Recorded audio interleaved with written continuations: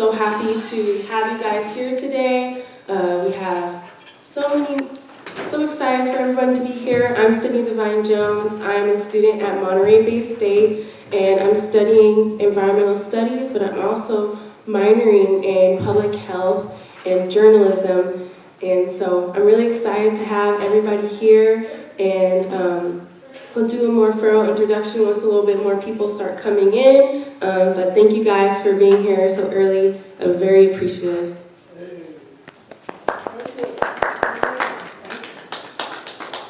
Well, we do have the Air Pollution Control District.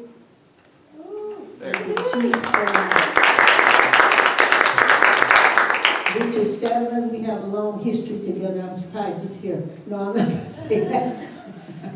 And we do have the Vice President from the Aquarium here.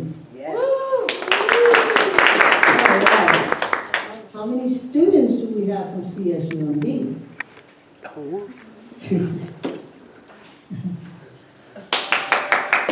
We have Stedman is here.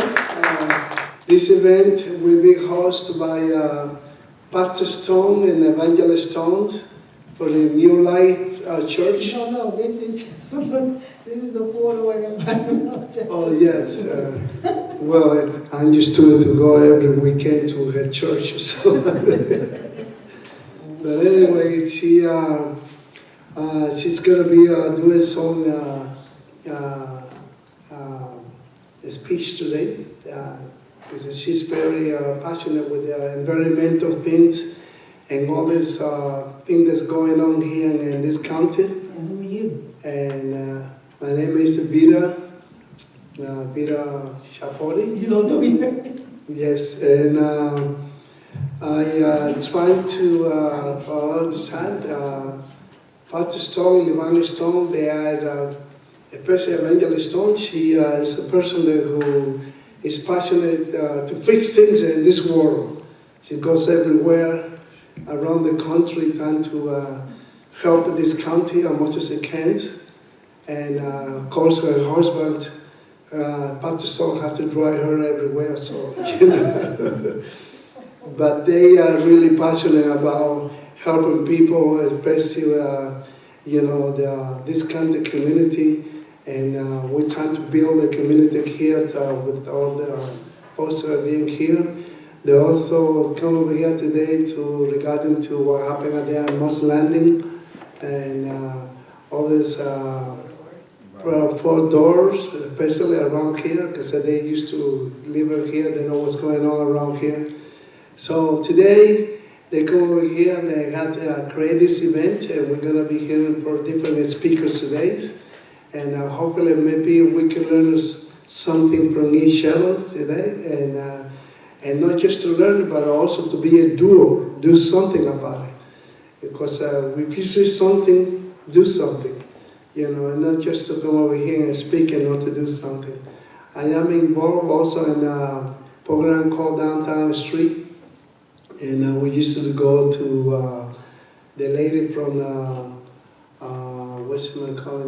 marine biology. She goes over there once in a while. We go outside to the creeks and rivers and stuff like that to pick up all the plastics that are around. And we also go around sometimes to the beaches to be clean all the beaches or clean the streets and Salinas. So anyway, we're gonna start this event. LeVonne Stone, she's gonna come over here and introduce whoever we're gonna speak first. And hopefully, like I said, we learn something. Thank you. It's so many of us here. We just want to see you all. Good afternoon. Welcome, everyone. Good afternoon. I'm new to this event, but I am part of the church, and I just want to be supportive. I've been in this Monterey County for some time, and I've seen the ups and downs, and I just really feel that us working as a community, as one, we can make things happen. And I personally have a career in helping the homeless get housed, and I am very passionate of what I do, especially have came from that type of background. I have changed my life around, became victorious in my new life, and I just would like to really help the people. And I really feel that, it takes, like they say it takes a village to raise a child. Well, it takes a community to get our country back. And I just really feel if we all work together, we can really change the things that are happening in Monterey County. And I'm here to support. And next, we're going to have Pastor Stone. I'm used to speaking without book. I just want to thank everybody for coming out, but the main purpose here is to let everybody know about Fort Ord. Yes. Because Fort Ord is not a nice place. I was an infantry foot soldier here back in the 80s. And if you knew everything that went on here, you wouldn't even want to be standing on this post. Because everything went on. From disposing of hand grenades in the ground, Agent Orange being dug up and removed and put in different areas, and even garbage that has been put in, chemical garbage from the hospital, has been dumped in different places. They haven't found it yet, but they will. They keep digging, they're gonna find it. But me being a soldier here, we lived in Preston Park. We lived in Fredericks. We lived in about 3 different housing areas. But as the base closed, we had to move out. Every area was moved out. Then they start transferring one housing area to the university. And the university wasn't even here yet, and they had university housing. They had the little trailers for the university. But I tell you, if you follow us or go on a tour with us, you really find out what's going on here. I can show you some places right today that are, like I said, if you had a Geiger counter or whatever, you went there, you'd be in trouble. Since we've been here, we've been getting things done. We partner with the mask man here. The air district gave us a mask and we were passing around our last box. I think I brought my last box here today. But we're going to give you some masks before you leave. And I'm just ecstatic. By the way, I'm the assistant, vice president of Fort Ord Environmental Justice Network. We've been incorporated since, 2001. 2001. And we're still running. And I mean running for our lives because, it's that tedious sometimes. Because people don't want to hear what we have to say. Yes. But when we say it, we're going to say it loud and clear. Hallelujah. Amen. They're going to know we've been there. No further ado, we'll have Evangelist LeVonne Stone come up.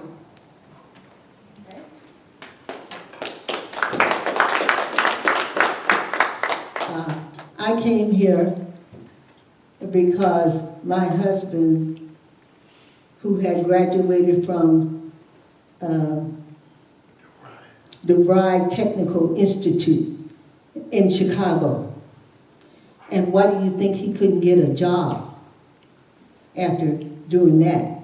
So he joined the military. And he joined the hardest part of the military, which is the infantry. He was in the 7th Division Infantry, Light, whatever you want to call it. When they were called to do something, they had those chargers. He had to drop whatever he was doing, couldn't tell his family anything, grab a bag and run out the door. And since I was on the lower totem pole, he's not a colonel or anything, I had to wait for one of the wives of the higher echelon to get down to me to let me know where they had gone. That's the life. And I was like, what am I doing here? I came here because he fell out a mountain and stayed all night in barbed wire because it was too dark on the excursion wherever they were at in another country. They couldn't find him. And I was told that he had to have surgery because he had broken his leg and all that kind of stuff. Because I wasn't going nowhere. The last thing on my mind was moving because I hate to move. But I was at Northwestern University in Evanston studying computer coding, bookkeeping. I was working there and attending. And I did not want to leave my job. But after that happened, I left my job and I came here and I couldn't even get a job. They told me that all of the jobs for the things that I was doing had been taken by somebody who had left. I mean, it was like, yeah. And they took it with them. Yeah, that's right. That's what I was told. I'm telling you, it was like, Now they hold the job. yeah, it was like, we do whatever we want to do around here kind of thing. And me, I was one of those people, I took pride in my work. A lot of the people that I finally got a job with the Department of Defense, sat at their desk and read newspapers or whatever. And I didn't understand it. I bet you I understand it now. Because I went through hell in this place. Then I found out they were going to close the base. They didn't close it because of money. They closed it because it's toxic. They closed it because they found out that the military, when they do all their trainings and the stuff they do, they use everything that might be used wherever they send you. So you have to go through it and go through those tests. I watched my husband while they took the gas or whatever it is. They had to put it in their eyes. They had a barrel over there. Yeah, whatever it was, they put it in their eyes. And he almost fell out. I'm standing right there. They had some of us there watching what was going on. We don't know how much it was. We don't know anything. All we know, they put it in their eyes. And they had to hold him because he almost fell out. And then they took a water hose. You know how bad this water is on this base. They took the water hose to spray and wash it out of his eyes. Yeah, those kinds of things. It was only a test. And I couldn't say anything. I could only watch. And the thing about it is, if you don't know what PFAS is, and you don't know what TCE is, these are the things that you can't see with your own eyes. It's everywhere, and especially military bases. It gets in the soil, it gets in the water, it gets in your lungs, and the burning was another part. With all of the things that were wrong here, the dumps, the bad water and everything, then they wanted to burn the ammunition that they were finding. And they said it was because of a plant, that the plant needed to be burned. Can you believe that? And they burned 100 acres at a time. And they used a chemical they called it Alumagel. It's the derivative of napalm. And when I looked it up, all of a sudden there were ads going across the words on the page, so you can't really see what it was. And they started a group called the Fort Ord Restoration Advisory Board. I started the outreach committee on that board. I trained with looking for asbestos in the buildings, and we had one of them. And the hardest asbestos was under the tiles in the building. They said, if you don't touch it, it's okay. But if you try to take it out, it's going to get in the air and spread everywhere. Well, what happened to those buildings? What happened to the asbestos sites? And we have the information for every building on this base where the asbestos was. They gave us all of them. When I asked about it, they gave me boxes showing where they were located. And to this day, we're getting binders like this for what they have found. Yeah, look at the size of those binders. We have over 1,000 of them in our library. And this binder says munitions and explosives of concern. Yeah. Remedial action. Yes, yes. The This came out engineers. in March of '25. Right. And those reports, I have the last 2 reports talking about the PFAS, talking about the TCE, talking about all the stuff that's in the air, gets in the soil, gets in the water, gets in our lungs, gets on our food, and you don't know that, right? Because when you go to the doctor, oh, well, must be something in your family. Your generation, must be something you ate. Yeah, right. I wasn't supposed to eat it because it shouldn't have been tainted. Do y'all get what I'm saying? Yes. This is not the easiest job in the world. And for those who didn't want the information to get out, we have had people dying by the boatloads, especially in the city of the city of Seaside. We have a small community here now. On top of that, the rents have been increased, triple net for everything. Veterans in the streets with no place to stay, no jobs. They've been treated like just homeless bums. They just now started to build some apartments for the veterans over there, about 100 of them. Then they have to look at whatever they're getting in their financial situation before they can even get one of those. There is no way in the United States of America that our guys and girls should be treated this way. There is no way that the information is not getting out to the people, to the community here in this area, so they will know what they're up against. And instead of being separate, you need to be together. And that is the part that bothers me.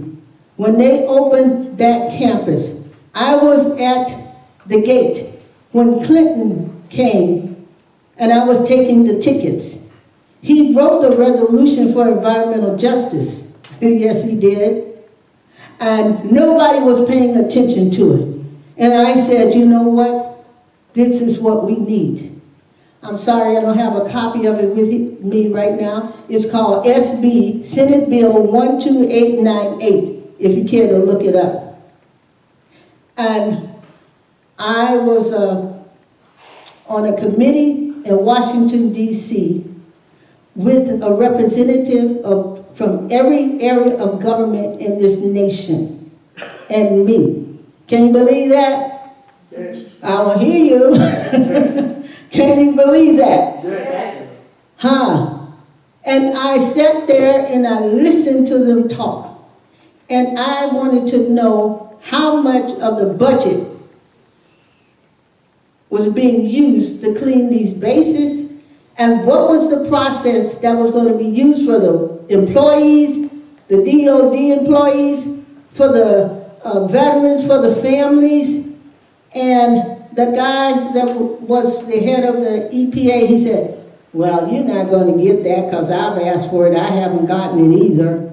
And so when I came back for lunch, there was a copy on my desk, on the place where I was sitting. They gave it to me.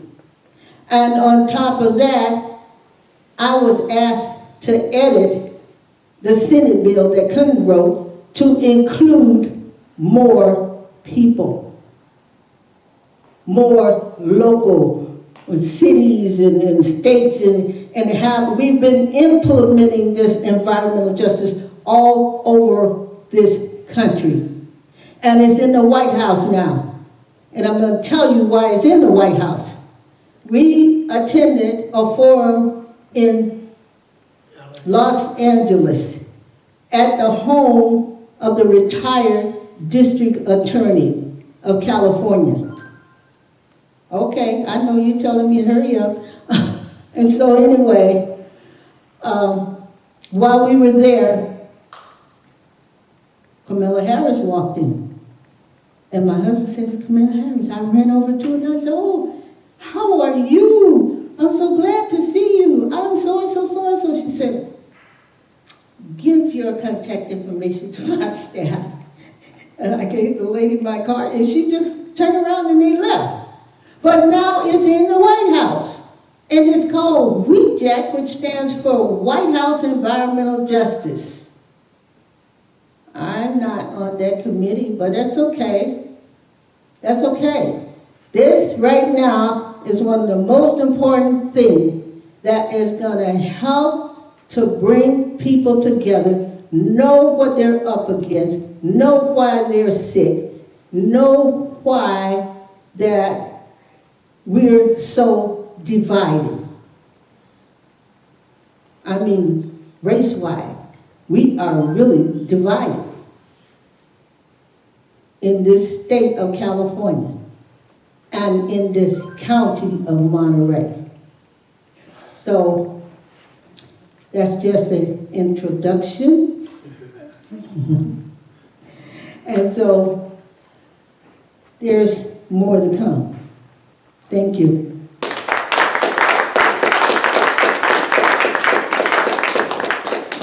I really am trying to save them because what they do is so important.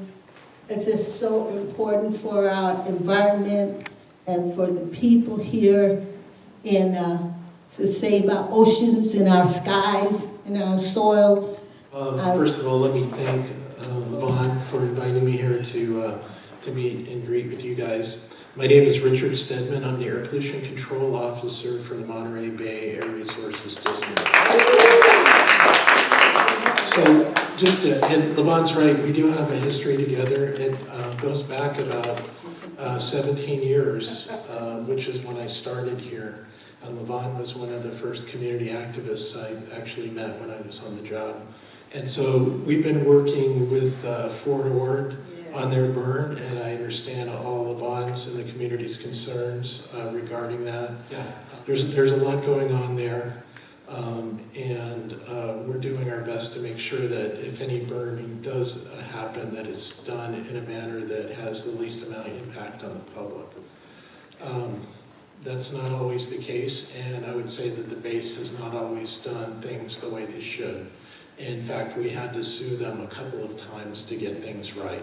So it hasn't been done. Interestingly enough, no burning has occurred over the past several years, mainly because under the Trump administration, he was diverting those dollars to build the wall along the southern border. So he took the money that was allocated for cleanup here and applied it towards the base. And speaking of our current president, I should just say that if you guys want to come together, you really should, because our environmental way of life, our environmental justice, that's going down the trash. He is doing everything he can to do away with environmental justice and equity, and it's really very disturbing to see this happen, and people are letting him do it. So, you know, the work that we all do to protect public health and the environment, I think our jobs are going to be, our work is going to be needed. There's going to be a lot of damage done. There's already been a lot of damage done. We're seeing the reversal of many laws, whether it's air pollution or you know, the ocean, any kind of environmental. It's let the industries take over. So that's a real concern. Speaking of industries, I know we had a major fire over here with the battery plant. And that's, you know, like everything in life, there's always sort of two sides to the story. And, you know, get as much information as you can on things. We certainly try, but we do not regulate the battery plant per se. And why is that? Yeah. Because they don't have any emissions when they're operating. And this figures prominently into what we expect to see over the next coming years for environmental and energy security. Meaning that this plant, I don't know if you guys know this right now, but we generate more solar power than we have use for. In fact, we're paying states to take our energy right now. But that only happens when the sun's out. So we really need a way to store the energy, and that would really greatly reduce the environmental impacts on our community and on the earth. Unfortunately, this is a pioneering science, and accidents happen. But the good news in all of this is that the power plant that used to operate there, they have a combined cycle gas plant in the back. You should be worried about that too, because that could explode. It's got a 36-inch main, gas main. So you can almost walk through the gas main that's coming into that facility to drive the turbines that are producing energy. So they convert the steam and then that drives the turbines. So it's relatively efficient and clean, but it's still a combustible pollutant that comes out. The giant stacks you see there are no longer in use, but they used to have boilers there, and these boilers burned things like really heavy oil and was really dirty. Yes. And back in 2003, not too many people know this, I wasn't here at that time, but I was working yeah, well, they had a fire, and this whole area was put under a pall of dark smoke for about a week. And the exposures there were pretty significant.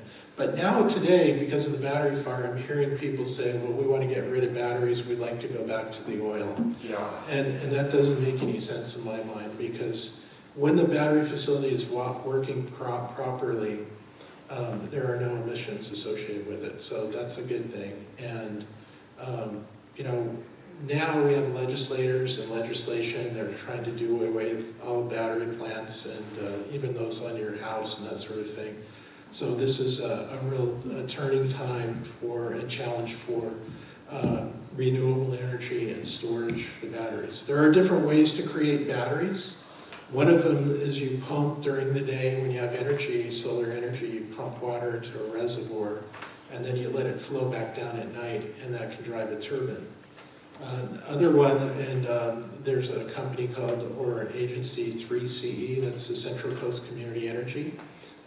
Many of you get your electricity through them, through PG&E, but they just are funding the creation of a battery storage plant that's actually a giant tank of air, and they compress it during the day, and then at night they let it open, and that drives the turbine and generates electricity. So that's another battery that has no emissions except for air.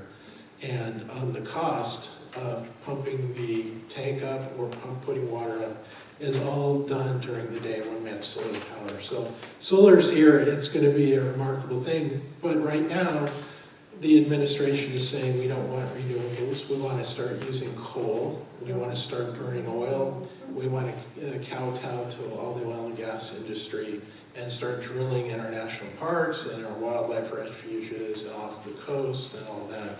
So it's that price isn't dropping. No, and Fossil fuels. Yeah, solar is a lot cheaper right now than fossil fuels. It doesn't really make sense, and nothing makes sense, in my opinion, about what's coming out of the administration right now. Yeah, my question is, how come they don't do it out where nobody lives?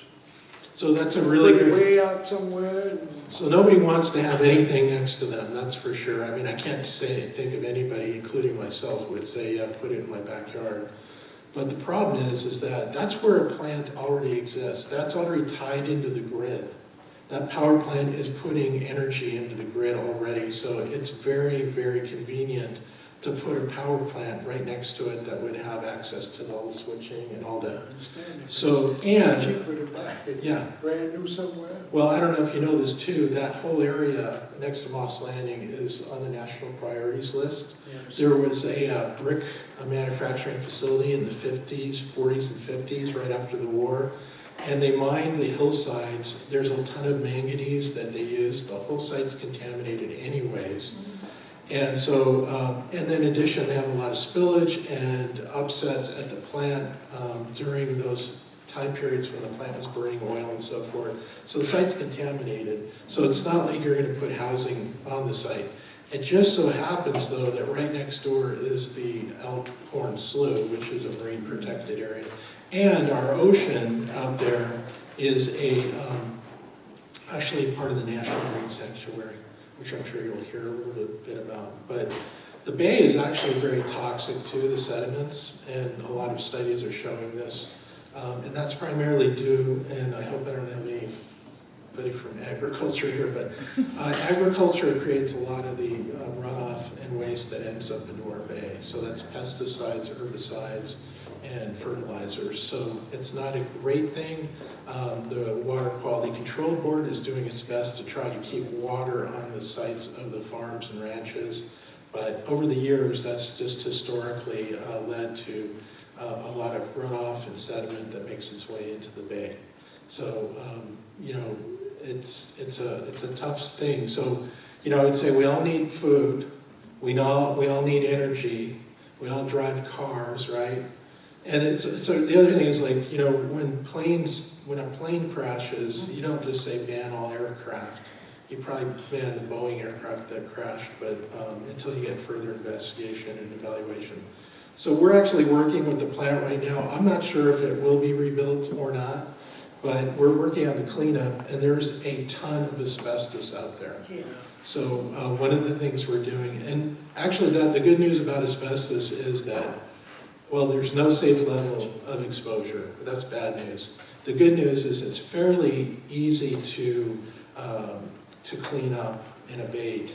And we use a thing called water.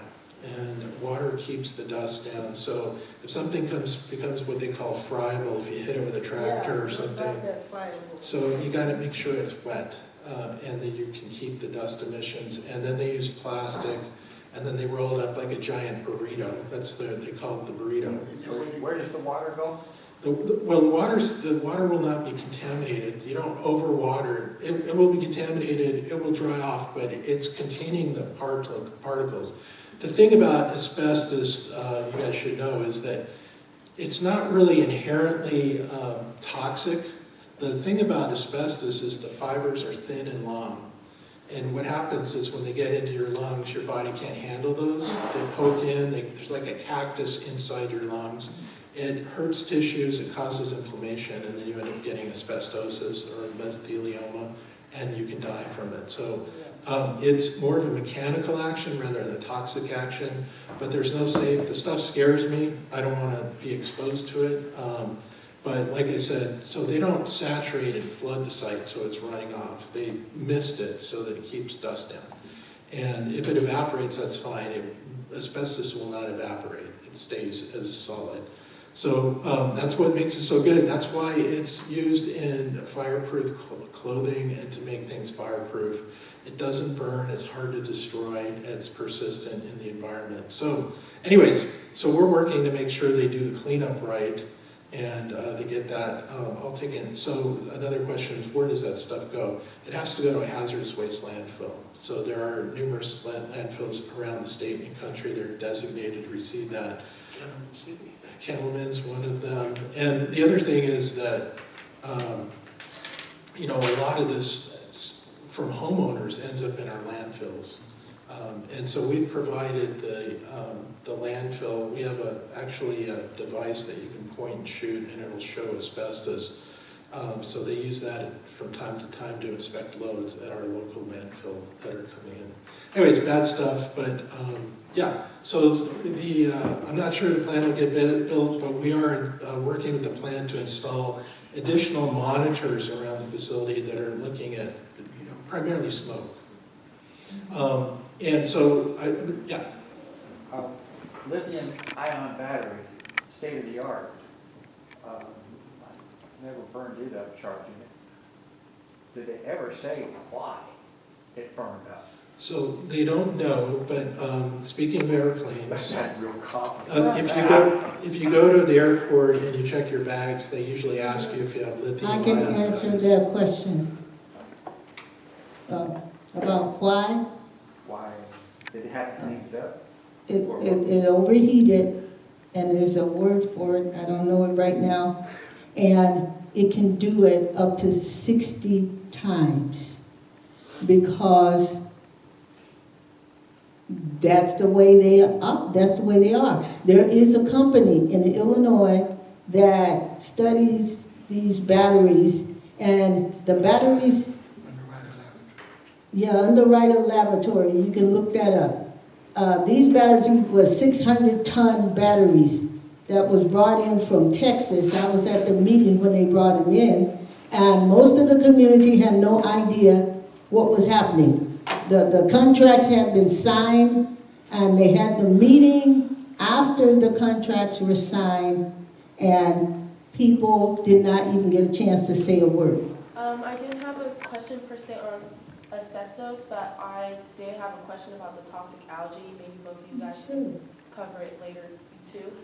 Because I know this is a really big agricultural area and there is a lot of pesticide runoff, which does create the algae blooms. And I've been noticing a lot of marine life, like the whales, dolphins, and other marine life have been negatively impacted by these algae blooms. And I was just wondering, is there anything, like any removal cleanup around this, or any like things to kind of eliminate or like reduce the amount of pesticide use so that there's not as many algae blooms? Because I heard that the amount of whales and just the amount of animals that have been washing up on shore is way more than it has been in the past 7 years. So I'm wondering if there's any regulations or anything about that. So I'll answer this, and we may have more from the aquarium. But number one, there's a lot of work being done to keep the pesticide. This mainly the algal blooms are caused by fertilizers, which stimulate the growth of algal blooms and that sort of thing. Because it's a plant. It's a plant, so it likes the potassium and the different types of chemicals that are used to grow crops. So, in fact, some of the pesticides may actually have, and herbicides may inhibit the growth of those. But having said that, the other question you should be focusing in on is the ocean's warm, it supports more algal blooms. And so as we see the oceans warm due to climate change, that's going to be a real concern. And we have natural algal blooms that occur throughout the planet. And just recently we saw on the coast of Florida, and this was more in the form of seaweed, but they had so much seaweed wash up on their shore that they had nothing, they couldn't figure out what to do with it. I'm not sure what they did with it. It may have gone into landfills. But so there's a lot that's at play there, but I would say the greater contributor to algal blooms and the like is because the oceans are warming. And there's that acidification too, which is a whole other issue, which is the equilibrium between CO2 and the ocean and acid rain, and it's a huge problem. And I can't say this enough again, but our current administration is saying that climate change is a hoax. And so they're defunding all of that. In fact, you can't even say climate change if you work for EPA. So it's kind of crazy right now. I think we're going to step backwards a number of years in our pursuit of trying to rectify or remedy this issue. But anyways, it's a very complicated issue, but there's a lot going on, a lot of cycles that are involved that create those types of situations that are detrimental. And to my knowledge, I don't work in this area, so I don't know much about the studies on impacts. I know there can be deleterious and negative impacts on marine life from toxic algal blooms, but also runoff from pesticides and so forth can also be a problem. I have a question. When those plants normally they're functioning, why the public opposed to this plant? What is about the plants that the public is opposed to have them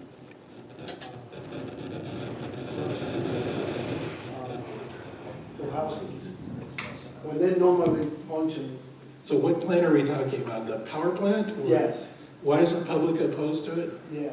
Well, I think a lot of people here probably have their own opinion, but I think, I heard LeVonne sort of express this, is that they feel like they weren't really told what was going on there, and then they had an accident, and that created a situation where they had to evacuate people, and there was a lot of material that was released into the environment as a result. So I think people feel like they weren't really told what could have happened potentially. Although they did go through a number of meetings and so forth. I'm not sure if the public attends these things anymore, but they did let people know. They did actually some worst case modeling. In my mind, that was not a worst case incident at that plant. The worst case incident was a hole in the ground with a lot of fatalities. But that, like I say, that's still a possibility for the power plant that exists there that's burning natural gas. But I think that's the outrage. And people don't like to be exposed. This is what I've learned in all my careers. People do not like to be exposed to toxic materials from a company that's making a profit off of that. So, you know, anytime somebody's doing something, but I will tell you this, to take the view of the company, they didn't want this to happen. They weren't planning on it to happen. I have no evidence that suggests they sabotaged it or anything. I think they got caught off guard, and this is new technology. I will say that if the battery plant was rebuilt today, it would not be the same plant. It would be a different plant that has better safeguards. So every version is improving. And they probably were going to change out most of the batteries there anyways in the future, but it happened. Yeah. So when this plant normally functions, does it cause any harm to the environmental? When it's functioning normally, there's no harm whatsoever to the surrounding community, only when there's an accident.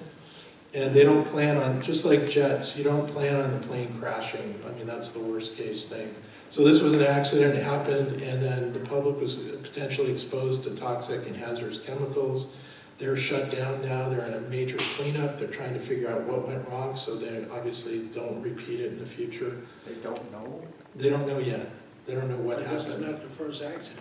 Yeah, This is a third accident so, for that but plant. it's not, it's the first accident where there was appreciable flames coming off the site. So this is what was called a runaway event, and that means that the way the batteries were situated, they called it daisy chain. They just caught one another on fire in sequence. So they weren't able to separate them or turn them off.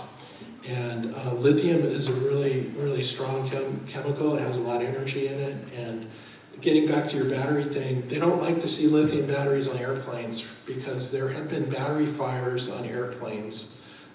Lithium is not really super stable, and it can catch on fire easily. So I understand when it's charging. charging is another issue. We have a lot of people that burn down apartment complexes and houses because they're charging their EV or electric bicycle. They use the wrong charger, put too much charge through it. I can tell you some stuff about Tesla where we caught them trying to do battery testing out in San Benito County. Anyways, so lithium, it can catch on fire, and it's very difficult to put out. You can't put it out. You could drive a lithium car that's on fire into the ocean, assuming you could get inside of it, and it probably wouldn't go out. That's how much energy's in there, and so the fire department had no recourse except for to let it burn. And The that's what bad they thing do. about it is you can't use water. Right. You can't use water to put those fires out. No matter It's what. highly exothermic, which means once you hit it with water, it basically explodes. So the fire department, apparently there's a blanket you can buy for fire departments if you have a car fire, and they can put the blanket over the car and it can help smother the flames over time. It still takes a while. But apparently the blanket costs $40,000 and it's good for one shot. So, we don't see a lot of those being used. So the last 2-3 weeks, I've seen the advertisements that says, "Whoa, we'll have backup battery plan for your apartment." And so when you lose power, you still have energy. That's great, in my opinion. I just bought a battery. I've got solar and a battery backup in my house. And I could show you right now, My house runs at night off the battery. I don't use any electricity from the grid. So the option is, so my neighbor, because I live in an area where the power goes out constantly. So my neighbor put in a gas generator. So there's natural gas comes to the house. I know when the power's out because of the noise this thing puts out. And it's combustion, so it's generating toxics and it's generating CO2. So what's the better? Mine's totally clean. I'm not burning anything. I'm providing from solar power directly to my house. So in my mind, I'm a better citizen, but that's about as far as that goes. He's a good guy, so I was hoping again. we could hear, why won't it not happen again? That's So- what I never heard. So that's a great, so you can't, a science, everybody wants to say, predict or show the negative. Oh, I'll get you, you're next, sorry. Will it happen again? Maybe. The problem is like, you never know. Human error, somebody could sabotage it, anything could happen. They could get the technology. This is brand new. Nobody really, when I was researching emissions on what was in the battery fire, I mean, I had an idea, but there's only been a couple studies that have really characterized what the emissions are, and it depends a lot on the type of battery. So, to answer your question, it's less likely that we would have another fire there if they put in the current generation of battery storage. So they're better. They're getting better. It's like everything. Things get better. I'll repeat Well, it. basically, for been here since in the Korean War, and they have been trained here for Vietnam. And this used to be a very noisy place. And they was trained infantry.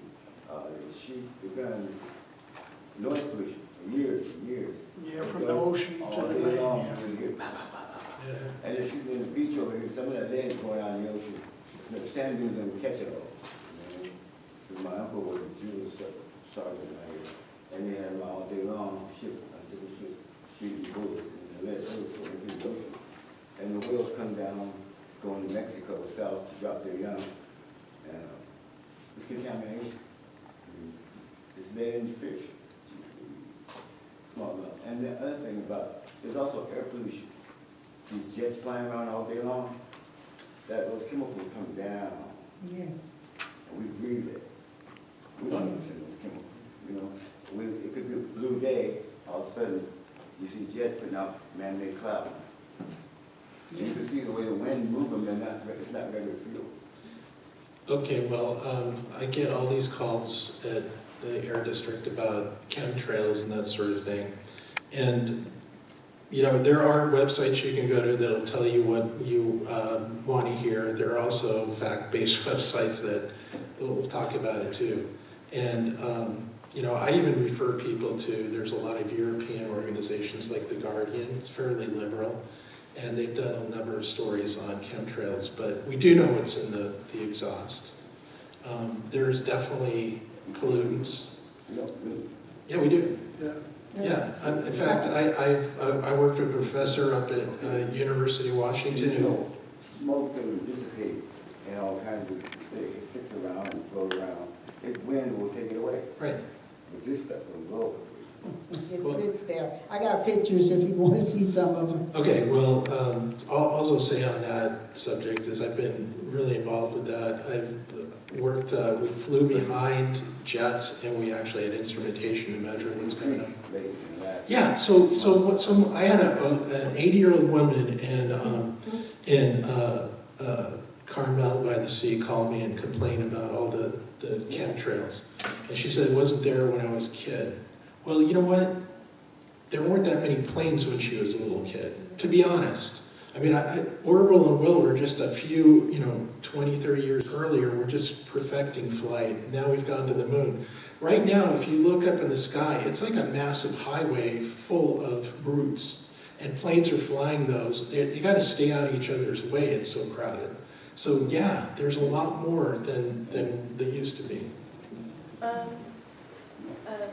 It's been really cool to learn about your organization. I just wanted to know, what other projects have you guys been like working on when it comes to like pollutants in the area? Because I remember you mentioning, I believe, like working on the asbestos that's happening. I just wanted to know about any other projects. Are you good? Yeah, I'm not good. Okay. Because, a few years back, about 20, 25 years ago, the base was shut down for 2 or 3 months because of meningitis. Meningitis. They sprayed, airplanes came over and sprayed the community. The soldiers couldn't come off the base. We were not on the base. It was in the fruit, on the trees. You can eat the fruit off the trees. There was something that happened out here. They didn't get into detail about 82. Was that, do you know, they were probably spraying for mosquitoes? Because it It was, was a bug, something chemical. It was the only way to kill it. So they had to spray the whole community. We had to stay in the house and come out after a certain time. It was like a second community. yeah, there's a lot of communities, especially where the spraying has occurred.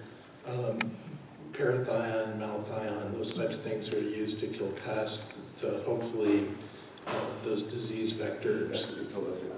Yeah. That's why we couldn't switch from our faith.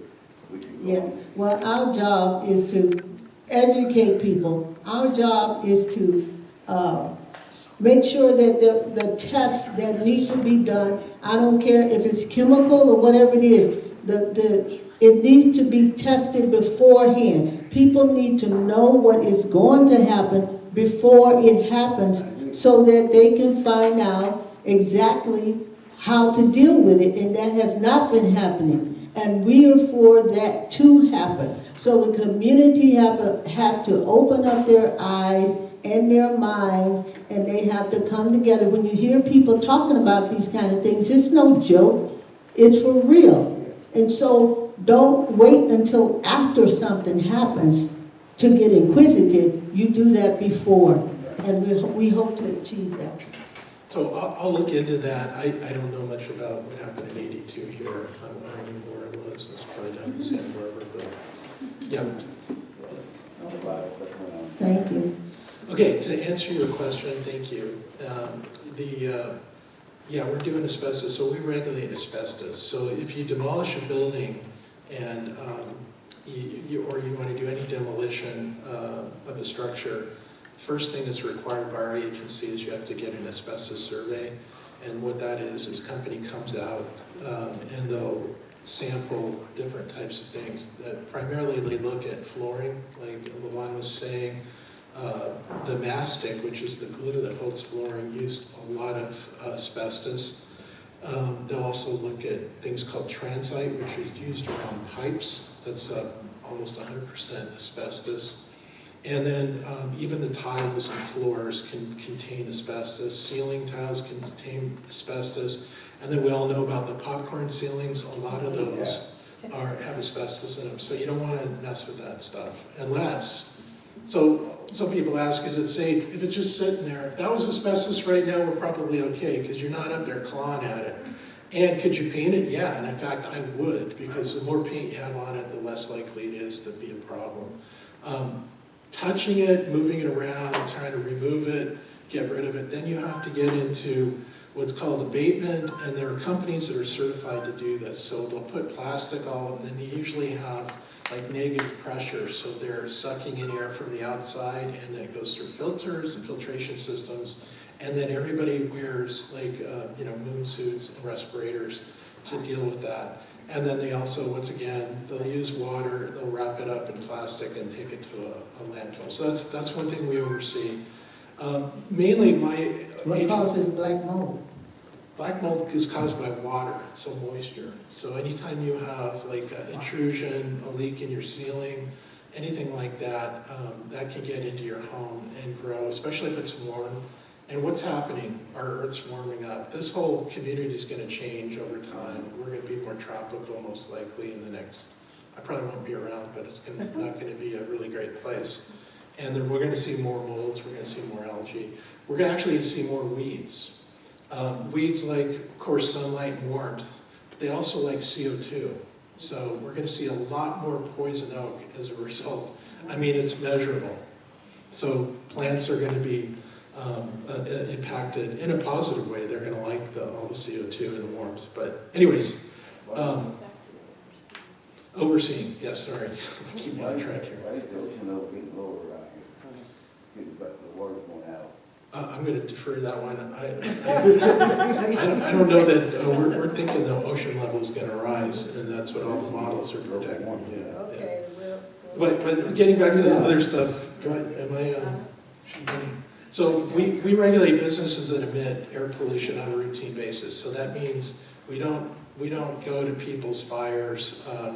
Although we were sort of last to the show, when this battery fire went off, it turns out we have one of the most robust air monitoring systems in the nation for wildfire smoke. And so we have monitors situated out throughout our 3-county area. Yes. And got so, one. you know, we gave one to LeVonne and her company.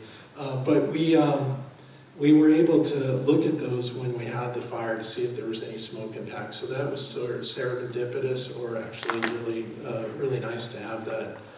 So we're working now with the plan to put a ring of monitors around the facility so that if any of those existing battery plants, or we could look and see if there's anything coming off. My understanding is that plant can still catch back on fire. There's about 30% of batteries remaining. They're still unstable. They can't even get close to it. I watched a video. They brought in a robot from Boston Dynamics. These guys make robots that do things. Yeah. And it was a robot dog. They named it Spot.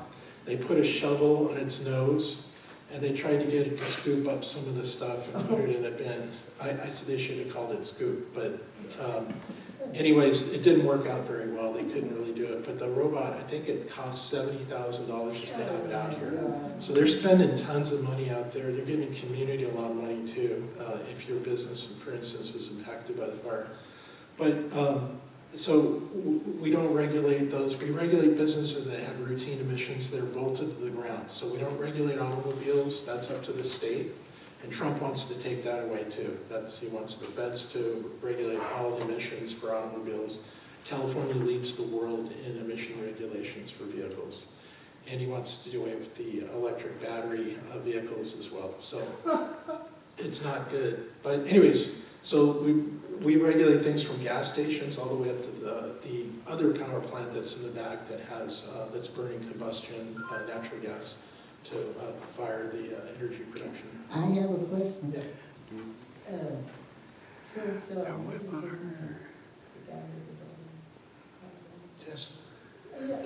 is his name? Elon Musk? Since that's one of his comrades, why would he be trying to undo if they're working together? I think I heard you say that he's trying to deregulate emissions, but if Elon Musk is doing the electric car things or whatever, why would he be trying to undo? So you're thinking using logic, and I don't think there's anything this president and Musk does that actually is logical. I'm serious. It doesn't make sense. So you know, having said that, President Trump was out on the White House lawn shilling for Elon Musk, saying he's going to buy an electric vehicle. I don't think Trump's ever been behind the wheel of a car. He's got drivers. And he was saying how great electric vehicles are. Musk's company is totally tanking right now. And so I personally, I was going to buy a Tesla. I was waiting for the price to come down.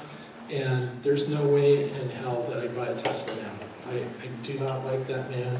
And so that's my personal opinion, but it doesn't make sense. So. I got one question. When they put all the houses there right next to the mall there in Marina, that were backed against there was asbestos there. How did they get rid of the proper way? As far as I know, yes. I know we had some complaints. There was some dust coming off the site, but you've got to also realize that a lot of the times the asbestos is taken out before it's demolished. So we got some complaints that there was dust during the demolition phase, and we're like, yeah, we know that, but and that's a problem. We don't want to see dust coming off, but the asbestos has been removed. That's not to say if somebody went out and did it on their own without letting us know, obviously that may have happened. I will tell you this, that the city of Marina came to me and said, we want to burn all these buildings. And I said, oh, what? They said, yeah, it's too expensive to demolish them and clean them up. And so we could get the fire department to say that we're using it as a training fire. And they do have training fires, but we usually, when a fire department does training fires, we make sure they remove all the toxics out of the house before they burn it. And so I said, absolutely not, you're crazy. But it would save them a lot of money if they could have just torched everything. But that's not a good way to go. I only got about 10, 15 minutes left, just to let you know. Okay. This is my last question. When it comes to, like, since you regulate, like, businesses and everything, what's, like, the regulation for companies, or, like, what's the level of, like, emissions that is okay to emit? Like, what's the process with the regulations? That's a great question. Well, we have certain limits in our permits, in our rules and regulations. So if you have the potential to emit any kind of air pollutant, you have to come to our district and do an application for a permit. And then we'll evaluate how much of a particular pollutant that you're emitting and see if you actually have to obtain a permit for that. But we also look at things that are called criteria pollutants, which are your typical carbon monoxide, particulate matter, lead, ozone, and other compounds. And then we look at toxic air contaminants. So we'll do actually risk assessments based on what is potentially emitted. And these are usually worst case, designed to estimate, over-predict the concentration so that we can err on the side of public health protection.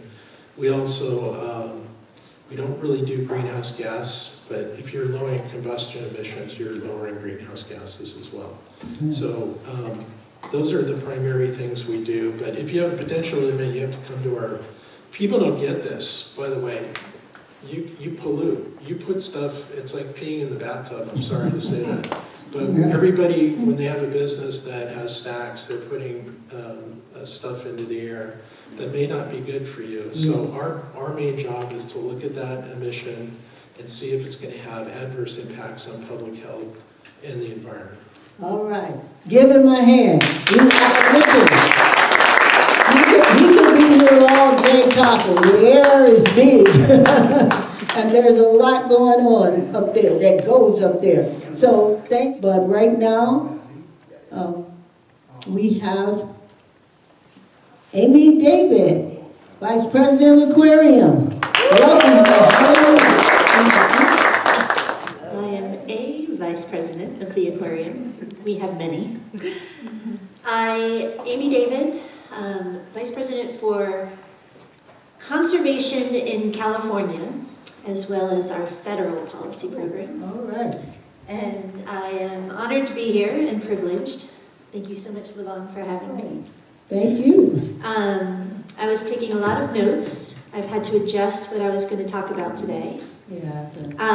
Which is great, which is fine. That's not, I had lots of pretty pictures of ocean animals, but now I know that this crowd wants to talk about the issues, so we can talk about that too. So a little bit about the aquarium. How many people have been to the aquarium? Wonderful. So you might know a little bit about its history. It's 41 years old now. It was opened in 1984. It was built through a gift from David Packard, the co-founder of Hewlett-Packard, and his daughter Julie Packard started as the aquarium's executive director and has been the director ever since. This year, though, she did announce her retirement from her director position. She will be moving to the board of the aquarium, which I'm very happy about. This will be significant for a lot of us because it is really her ethos, her kind of morals, her principles that have guided the aquarium to date, and a reason why a lot of us are there. I have been at the aquarium for 20 years, can't believe it, this June. And I came to the aquarium. I came to the aquarium. So the mission of the aquarium is to inspire conservation of the ocean. And we do that in a few different ways.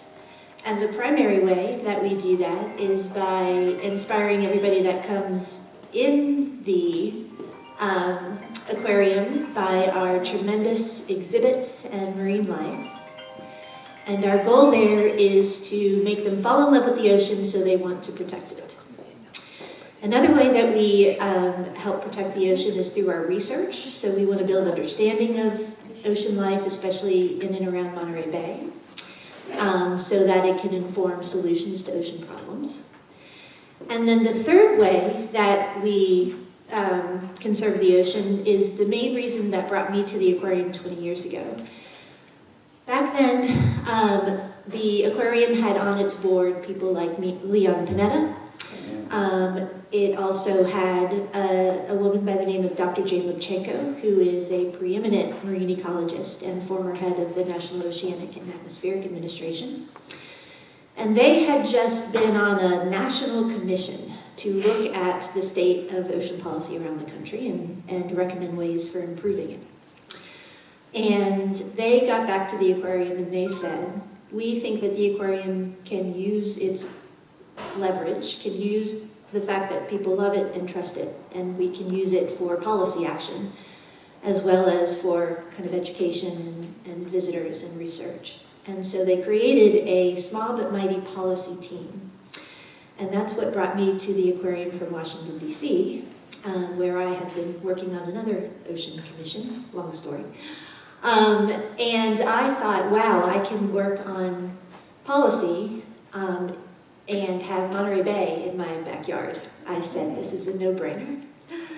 So from that point on, over the last 20 years, we have been kind of pushing and pushing and pushing what aquariums can do in terms of advocacy, both in at the state level, at the federal level, now the global level, and I'll talk you through a couple of the ways we're doing that.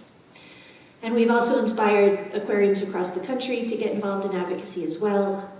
This is on behalf now both of ocean life as well as our communities that are both dependent on ocean resources and themselves are affected by a lot of the same things that are affecting ocean life. So together we advocate together at the federal level. A lot of these aquariums and zoos are also from red and blue states, which prior to our current set of circumstances was a way that we could get different representatives to work across the aisle.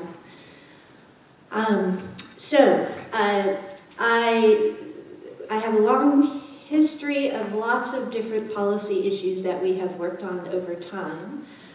I'll just give you kind of a big picture, and so you can love Q&A as well. I can talk at length about any one of these, and then I'll tell you a few stories.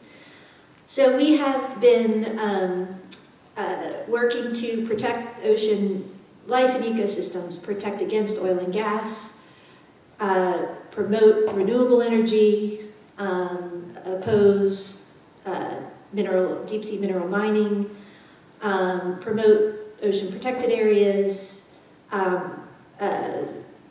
stop the sources of plastic pollution, including the production of plastic, prevent overfishing,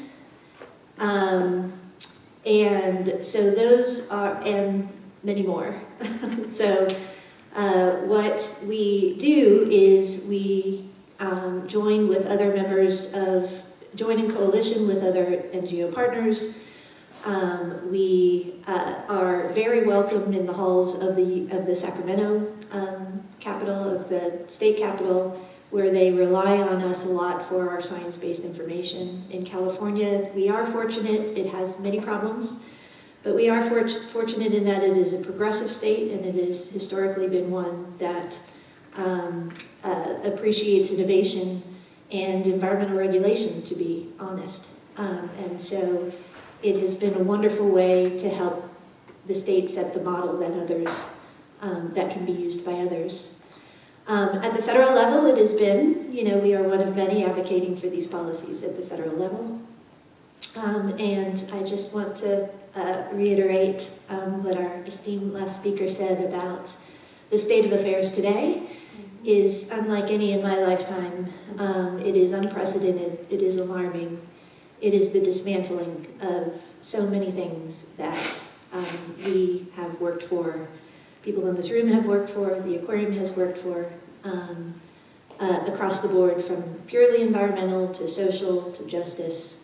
And so I will say at this time and place, I think our organization, like many of the institutions here associated with, are trying to find our feet. And we're trying to say, how can we defend? Is it even possible to defend? And then how do we continue momentum of our work? Yes. And then how do we Come on, y'all. keep momentum going to live another day? Stand as you say. So I am hoping, I do feel that, with the first Trump administration, it really galvanized a lot of organizations. We went right away into assembling in more power in numbers and resistance. I think this time it has just been so overwhelming that it is, again, we're just trying to figure out our place in it. And not be unnecessarily targeted. So anyway, just a few things that were mentioned earlier that we also work on. The Aquarium has been, I guess, a founding member of 3CE, our Community Choice Energy. We were the first large-scale institution in the community to sign up for wind and solar power. We have, that's just kind of one of the ways that we worked on climate change. We also,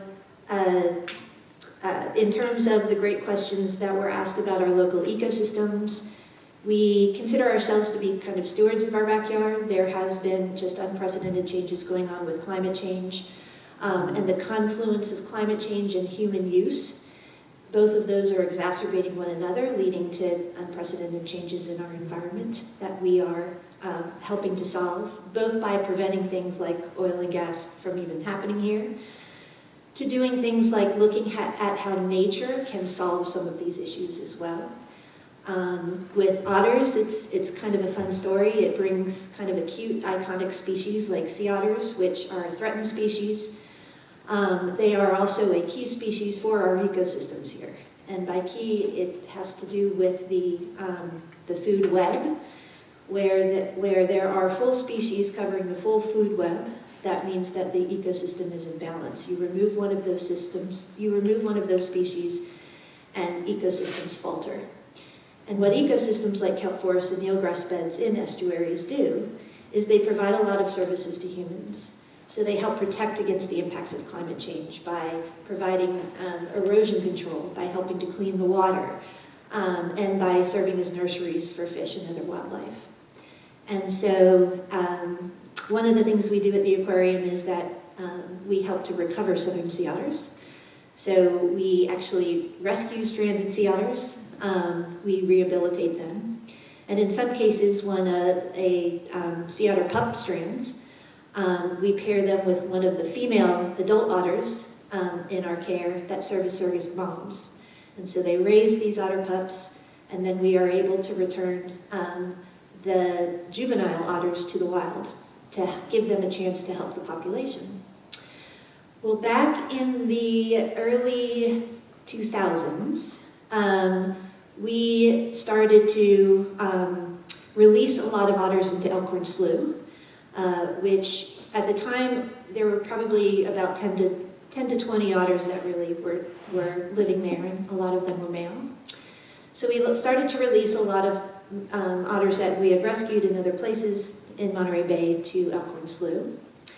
They really took to it. They thought, wow, I don't have to fight against tides and waves and all of those things, and my prey species of crabs and clams are abundant.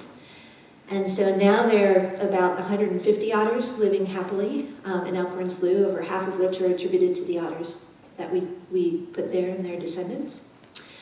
And then we started to see something even cooler, which was the eelgrass beds start to, there was a resurgence of healthy eelgrass beds. And so at first we thought that a lot of the agricultural community might not like to have the threatened species in their backyard because of the potential impacts that they were having in that system. But it turns out that because of this trophic cascade, this food web I talked about before, that now that you reintroduce that prey species, what happened was, and I'm talking as you're getting the non-science story, is that the otters started to eat the crabs that ate the slugs that cleaned the eelgrass. So by reducing the predation pressure of the crabs on the slugs were able to clean, there were more slugs to clean more of the eelgrass, which gave it a better chance of thriving. And in turn, that eelgrass helped to control erosion, so kind of safeguard the shoreline. It creates cleaner water and provides more habitats for nurseries. And so it turned out that otters were very welcome in that system. And so that to us is one of the approaches we take to things like pollution, things like climate impacts, is if you restore the balance of the ecosystem, you have a much better fighting chance of mitigating the impacts of climate change. We found the same with otters in kelp forests. We did a 100-year study of kelp forest cover up and down the California coast, and we found that over time, areas where otters lived, there was more robust kelp cover over time, including during a period of time in which there was something called the blob. You might have heard of it referred to as the blob, which was a massive heat wave off our coast starting about 2016 to 2019. Decimated kelp up and down the California coastline. It hit us too in Monterey, but not nearly as much as in other places. And so we think that a lot of that is attributed to having this key species here, whereas otters don't exist anywhere else along the California coast except the Central Coast. And so we're doing research right now in terms of how that actually happens.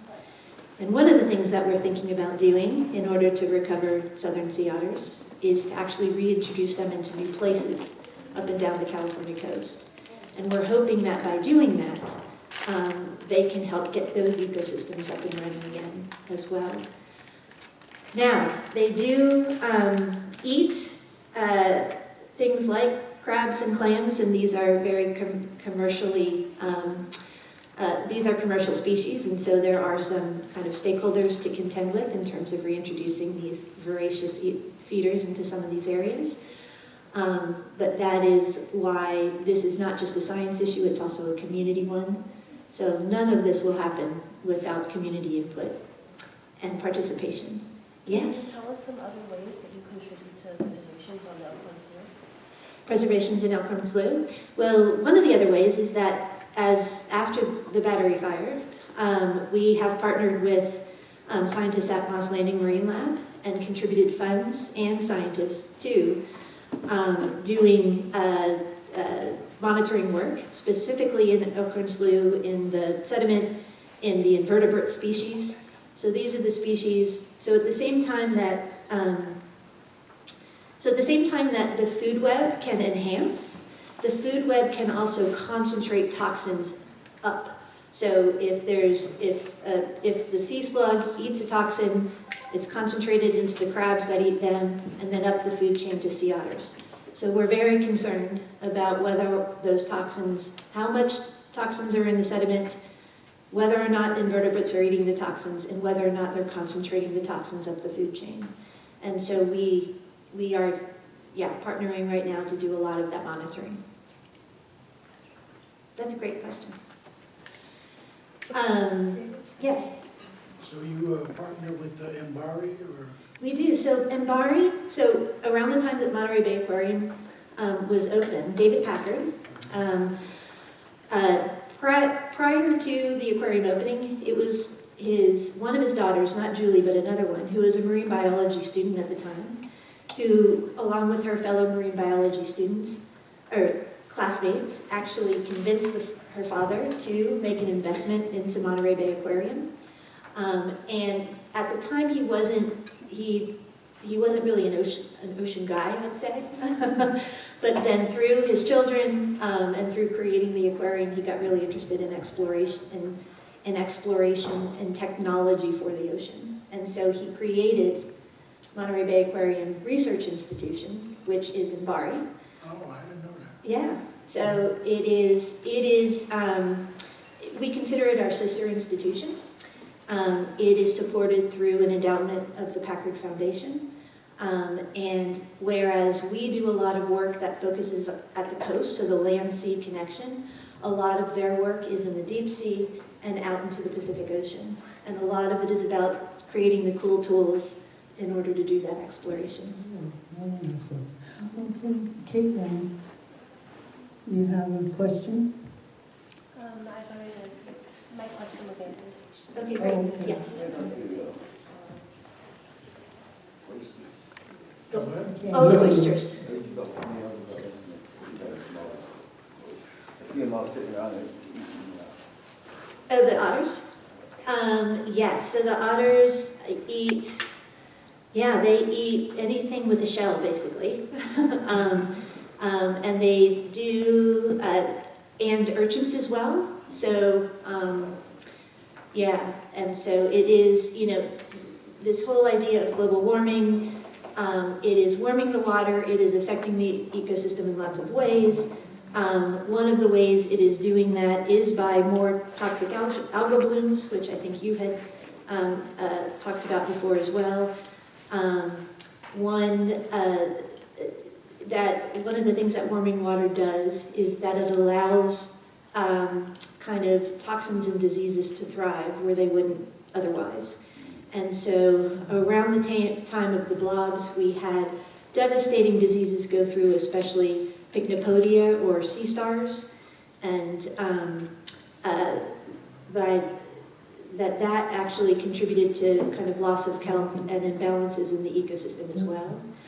And the other thing that it contributed to was an explosion of purple urchins that are kind of considered zombified urchins because they are not ones that they are voracious eaters, but they themselves are not healthy for animals to eat. Okay, we have a couple of students from the Seaside High School Ocean group.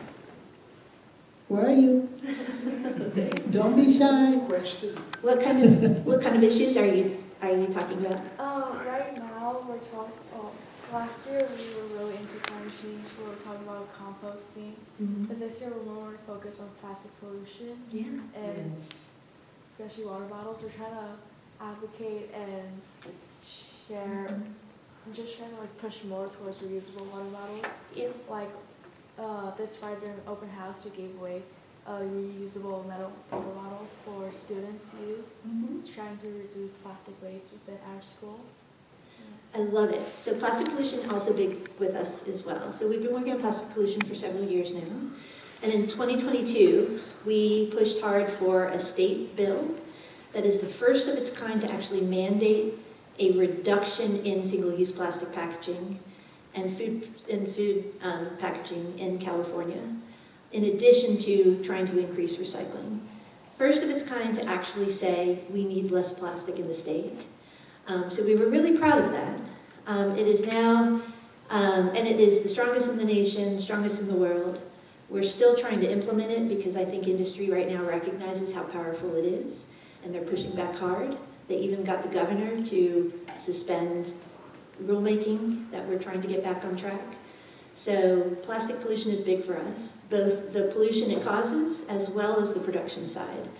There's way too much plastic, way too much oil and gas going into plastic. There are so many impacts all along that life cycle of plastic that are not good. Now we're seeing the microplastics and the chemicals they cause, because for every plastic product, there's lots of chemicals that they use in order to achieve the application that they want for the plastic.